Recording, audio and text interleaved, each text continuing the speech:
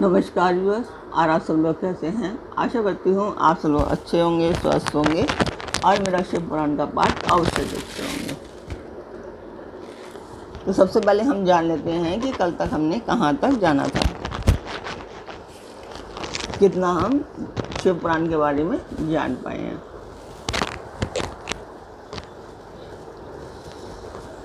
तो कल तक था, विद्वान को चाहिए कि वे दूसरों के दोषों का बखान ना करे। ब्राह्मणों, दोषवश दूसरों के सुने या देखे हुए छिद्र को भी प्रकट ना करे। विद्वान पुरुष ऐसी बात ना कहे जो समस्त प्राणियों के हृदय में रोष पैदा करने वाली हो। ऐश्वर्य की सिद्धि के लिए दोनों संध्याओं के समय अग्निहोत्र कर्म अवश्य करें। जो दोनों समय अग्निहोत्र करने में असमर्थ हो वह एक ही समय सूर्य और अग्नि को विधि पूर्वक दी हुई आहुति से संतुष्ट करे। चावल, धान्य, घी, फल, कंद तथा हविष्य इनके द्वारा विधि पूर्वक स्थालीपाल बनाए तथा यथोचित रीति से सूर्य और अग्नि को अर्पित करे। यदि हविष्य का अभाव हो तो प्रधान होम मात्र करें। यदि सुरक्षित रहने वाली अग्नि को विद्वान पुरुष अजस्त्र की संज्ञा देते हैं अथवा संध्या काल में जप मात्र या सूर्य की वंदना मात्र कर ले, आत्मज्ञान की इच्छा वाले तथा धनार्थी पुरुषों को भी इस प्रकार विधिवत उपासना करनी चाहिए। जो सदा ब्रह्म यज्ञ में तत्पर होते हैं, देवताओं की पूजा में लगे रहते हैं, नित्य अग्नि पूजा एवं गुरु पूजा में अनुरक्त होते हैं तथा ब्राह्मणों को तृप्त किया करते हैं, वे सब लोग स्वर्ग लोक के भागी होते हैं। तो कल तक यहाँ तक था। अभी जो लोग नए हैं मैं उनको बता देती हूँ कि ये पाठ में जो कर रही हूँ एक मंदिर के लिए है, एक शुभ काज है, और इसमें मैं आप सब लोगों का सहयोग चाहती हूँ कि आप सब लोग सब्सक्राइब करें, लाइक करें और शेयर करें, और अपने परिवार और मित्रगणों को भी सब्सक्राइब एंड शेयर करने के लिए अवश्य करें। तो जिस मंदिर का मैं वर्णन कर रही हूँ उस मंदिर की मैं वीडियो डालती हूँ, आप लोग देखें और मुझे बताएं कि आपको मेरा पाठ कैसा लगता है और आपको शिव पुराण कैसी लगती है।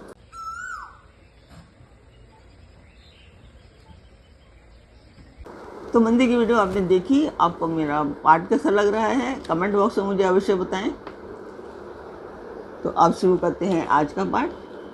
स्वागत करती हूँ मैं आप सभी का अपने इस कार्यक्रम शिव पुराण में। तो आज के पाठ में है अग्नि यज्ञ, देव यज्ञ और ब्रह्म यज्ञ आदि का वर्णन। भगवान शिव के द्वारा 7 वारों का निर्माण तथा उनमें देवराधन से विभिन्न प्रकार के फलों की प्राप्ति का कथन। तो ऋषियों ने कहा, प्रभु अग्नि यज्ञ, देव यज्ञ, ब्रह्म यज्ञ, गुरु पूजा तथा ब्रह्म तृप्ति का हमारे समक्ष क्रमशः वर्णन कीजिए। तो सूर्य जी कहते हैं, ब्रह्म ऋषियों, गृहस्थ पुरुष अग्नि में सायंकाल और प्रातःकाल जो चावल आदि द्रव्य की आहुति देता है उसी को अग्नि यज्ञ कहते हैं। जो ब्रह्मचार्य आश्रम में स्थित है उन ब्रह्मचारियों के लिए समाधि का आधान ही अग्नि यज्ञ है। वे समिधा का ही अग्नि में हवन करें। ब्राह्मणों, ब्रह्मचर्य आश्रम में निवास करने वाले द्विजों का जब तक विवाह ना हो जाए और वे औपास नग्नि का प्रतिष्ठा न कर लें तब तक उनके लिए अग्नि में समिधा की आहुति, व्रत आदि का पालन तथा विशेष यजन कर आदि ही कर्तव्य है। यही उनके लिए अग्नि यज्ञ है। द्विजों, जिन्होंने बाह्य अग्नि को विसर्जित करके अपने आत्मा में ही अग्नि का आरोप कर लिया है, ऐसे वानप्रस्थियों और सन्यासियों के लिए यही हवन और अग्नि यज्ञ है कि ये विहित समय पर हित कर परिमित और पवित्र अन्न का भोजन कर लें। ब्राह्मणों, सायंकाल अग्नि के लिए दी हुई आहुति संपत्ति प्रदान करने वाली होती है, ऐसा जानना चाहिए। और प्रातःकाल सूर्यदेव को दी हुई आहुति आयु की वृद्धि करने वाली होती है। यह बात अच्छी तरह समझ लेनी चाहिए। दिन में अग्निदेव सूर्य में ही प्रविष्ट हो जाते हैं, अतः प्रातःकाल सूर्य को दी हुई आहुति भी अग्नि यज्ञ के ही अंतर्गत है। इस प्रकार यह अग्नि यज्ञ का वर्णन किया गया है। इंद्र आदि समस्त देवताओं के उद्देश्य से अग्नि में जो आहुति दी जाती है उसे देवयज्ञ समझना चाहिए। इस सालीपाक आदि यज्ञ को देवयज्ञ ही मानना चाहिए। लौकिक अग्नि में प्रतिष्ठित जो चूड़ाकरण आदि संस्कार निमित्तक हवन कर्म हैं, उन्हें भी देवयज्ञ के ही अंतर्गत जानना चाहिए। मैं ये पाठ सीधा शिव पुराण से ही पढ़ रही हूँ। ये शिव पुराण मेरे हाथ में है, मैं ये शिव पुराण से ही पढ़ रही हूँ और आपको बता रही हूँ कि शिव पुराण में क्या क्या लिखा हुआ है। उन्हें भी देवयज्ञ के ही अंतर जानना चाहिए। अब ब्रह्म यज्ञ का वर्णन सुनो। द्विज को चाहिए कि वह देवताओं की तृप्ति के लिए निरंतर ब्रह्म यज्ञ करे। वेदों का तो जो नित्य अध्ययन या स्वाध्याय होता है उसी को ब्रह्म यज्ञ कहा गया है। प्रातः नित्य कर्म के अनंतर सायंकाल तक ब्रह्म यज्ञ किया जा सकता है, उसके बाद रात में इसका विधान नहीं है। अग्नि के बिना देव यज्ञ कैसे संपन्न होता है, इसे तुम लोग श्रद्धा से और आदर पूर्वक सुनो। सृष्टि के आरंभ में सर्वज्ञ, दयालु और सर्वसमर्थ महादेव जी ने समस्त लोगों के उपकार के लिए वारों की कल्पना की।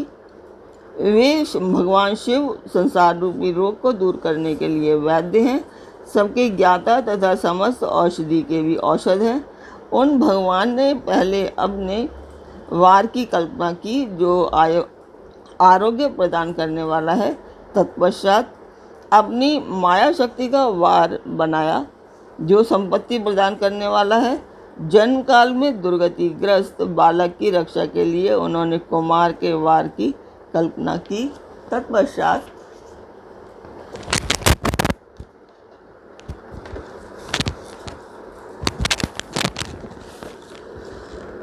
सर्वसमर्थ महादेव जी ने आलस्य और पाप की निवृत्ति तथा समस्त लोगों का हित करने की इच्छा से लोक रक्षक भगवान विष्णु का वार बनाया।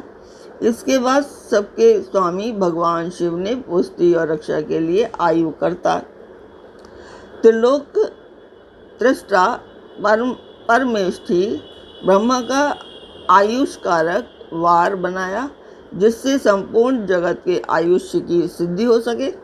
इसके बाद तीनों लोगों की वृद्धि के लिए पहले पुण्य पाप की रचना हो जाने पर उनके करने वाले लोगों को शुभाशुभ फल देने के लिए भगवान शिव ने इंद्र और यम के वारों का निर्माण किया। ये दोनों वार क्रमशः भोग देने वाले तथा लोगों के मृत्यु भय को दूर करने वाले हैं। इसके बाद सूर्य आदि 7 ग्रहों को जो अपने ही स्वरूपभूत तथा प्राणियों के लिए सुख दुख के सूचक हैं, भगवान शिव ने उपयुक्त 7 वारों की स्वामी निश्चित किया। वे सब के सब ग्रह नक्षत्रों के ज्योतिर्मय मंडल में प्रतिष्ठित हैं। शिव के वार या दिन के स्वामी सूर्य हैं। शक्ति संबंधी वार के स्वामी सोम हैं। कुमार संबंधी दिन के अधिपति मंगल हैं। विष्णु वार के स्वामी बुध हैं। ब्रह्मा जी के वार के अधिपति बृहस्पति हैं। इंद्रवार के स्वामी शुक्र और यमवार के स्वामी शनिश्चर हैं। अपने अपने वार में की हुई उन देवताओं की पूजा उनके अपने अपने फल को देने वाली होती है। सूर्य आरोग्य के और चंद्रमा संपत्ति के दाता हैं। मंगल व्याधियों का निवारण करते हैं। बुध पुष्टि देते हैं। बृहस्पति आयु की वृद्धि करते हैं। शुक्र भोग देते हैं और शनिश्चर मृत्यु का निवारण करते हैं। ये 7 वारों के क्रमशः फल बताए गए हैं जो उन देवताओं की प्रीति से प्राप्त होते हैं। अन्य देवताओं की भी पूजा का फल देने वाले भगवान शिव हैं। देवताओं की प्रसन्नता के लिए पूजा की 5 प्रकार की ही पद्धति बनाई गई। उन देवताओं के मंत्रों का जप ये पहला प्रकार है। उनके लिए होम करना, दूसरा दान करना, तीसरा तथा तप करना, चौथा प्रकार है किसी वेदी पर प्रतिमा में, अग्नि में अथवा ब्राह्मण के शरीर में आराध्य देवता की भावना करके 16 उपचारों से उनकी पूजा या आराधना करना 5वां प्रकार है। इनमें पूजा के उत्तरोत्तर आधार श्रेष्ठ हैं। पूर्व में अभाव में उत्तरोत्तर आधार का अवलंबन करना चाहिए। दोनों नेत्रों तथा मस्तक के रोग में और कुष्ठ रोग की शांति के लिए भगवान सूर्य की पूजा करके ब्राह्मणों को भोजन करवाएं।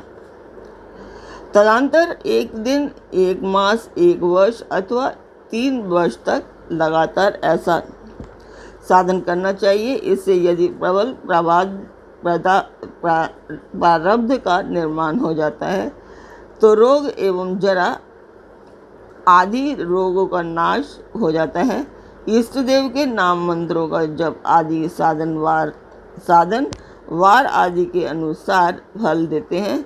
रविवार को सूर्य देव के लिए, अन्य देवताओं के लिए तथा ब्राह्मणों के लिए विशिष्ट वस्तु अर्पण करें। यदि यह साधन विशिष्ट फल देने वाला होता है तथा इसके द्वारा विशेष रूप से पापों की शांति होती है। सोमवार को विद्वान पुरुष संपत्ति की प्राप्ति के लिए लक्ष्मी आदि की पूजा करें तथा सपत्नी ब्राह्मणों को घृत पक्व अन्न का भोजन करवाएं। तो आज का पाठ में यहीं पर पूर्ण करती हूँ। कल फिर मिलेंगे एक नए पाठ में, एक नई उमंग, एक नई तरंग के साथ। तब तक के लिए ओम नमः शिवाय।